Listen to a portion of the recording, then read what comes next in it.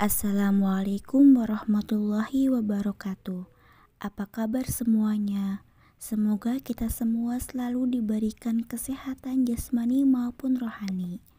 Pada pertemuan kali ini, kita akan menjelaskan tentang perjuangan rakyat Semarang dalam melawan tentara Jepang.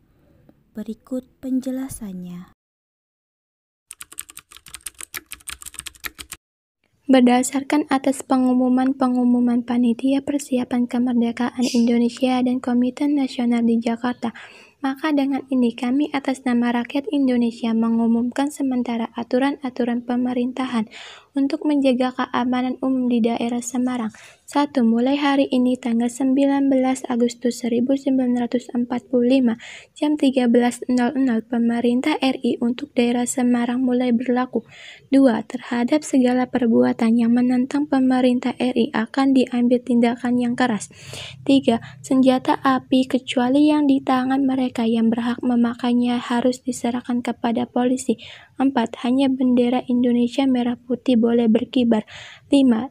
Terhadap segala perbuatan yang mengganggu ketentraman dan kesejahteraan umum diambil tindakan keras.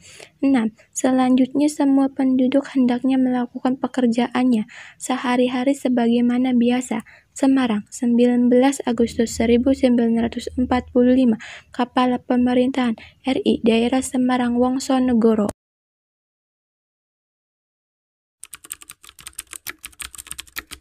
Suasana di Semarang semakin panas. Jepang tidak menghiraukan seruan pemerintahan di Semarang.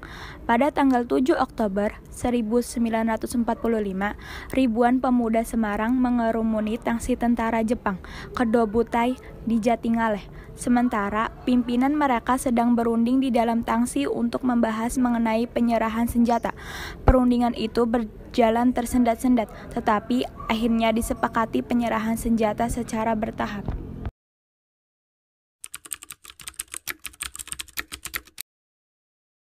Ketegangan antara kedua belah pihak terus berlanjut. Pada tanggal 14 Oktober 1945, sekitar 400 orang tawanan Jepang dari pabrik gula Cepiring diangkut oleh para pemuda ke penjara Bulu Semarang. Dalam perjalanan, sebagian dari para tawanan berhasil melarikan diri dan minta perlindungan kepada batalion Kedobutai. Oleh karena itu, tanpa menunggu perintah, para pemuda segera menyerang dan melakukan perebutan senjata terhadap Jepang. Terjadilah pertempuran sengit antara rakyat Indonesia melawan pasukan Jepang. Pertempuran ini dikenal dengan Pertempuran 5 Hari di Semarang. Pada tanggal 14 Oktober 1945, pada petang harinya, petugas kepolisian Indonesia yang menjaga persediaan air minum di Wungkal diserang oleh pasukan Jepang. Mereka dilucuti dan disiksa di tangsi Kedobutai Jatingaleh. Kemudian, di Jalan Petorangan terdengar kabar bahwa air ledeng di Candi telah diracuni oleh Jepang. Oleh karena rakyat menjadi gelisah, Dr. Karyadi, Kepala Laboratorium Dinas Purwesara Semarang ingin mengecek persediaan air tersebut, namun ia dibunuh oleh tentara Jepang. Para pemuda berhasil menangkap Mayor Jenderal Nakamura di kediamannya di Magelang. Tokoh Jepang ini ditahan oleh para pemuda. Hal ini semakin meningkatkan kemarahan Jepang. Pada hari kedua dan ketiga, Jepang berusaha dapat menguasai daerah Semarang kembali. Dalam pertempuran itu, Jepang membagi pasukannya menjadi 3 kekuatan sebagai berikut. Yang pertama, Poros Barat. Sasarannya penduduk markas Kempetai di Karangasem yang telah dikuasai para pemuda. Selain itu, juga untuk menghambat gerakan bantuan pasukan dari Pekalongan dan Kendal. Yang kedua, Poros Tengah, dengan sasaran menguasai markas Amri di Hotel du Pavillon. Yang ketiga, Poros Timur, dengan sasaran menduduki sekolah teknik dan mencegah datangnya bantuan BKR dari Demak, Pati, dan Rembang.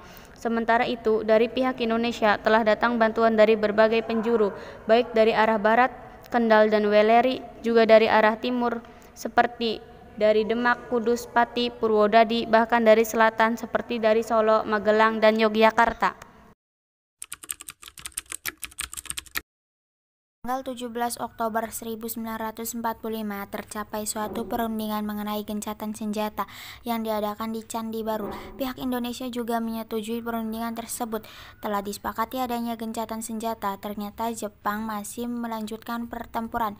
Pada tanggal 18 Oktober 1945 hari kelima, Jepang berhasil mematahkan berbagai serangan para pemuda. Pada hari itu telah datang beberapa utusan dari pemerintah pusat Jakarta untuk merundingkan soal keamanan dan perdamaian di Semarang. Beberapa tokoh yang hadir dari Jakarta waktu itu antara lain Kasman, Singodimedjo, dan Sartono. Pihak Jepang yang hadir antara lain Jenderal Nakamura.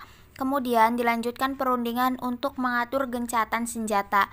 Nakamura mengancam akan mengebom kota Semarang apabila para pemuda tidak mau menyerahkan senjata paling lambat tanggal 19 Oktober 1945 pukul 10.00. Wongsonegoro terpaksa menyetujui dengan membubuhkan tanda tangan pada perjanjian itu.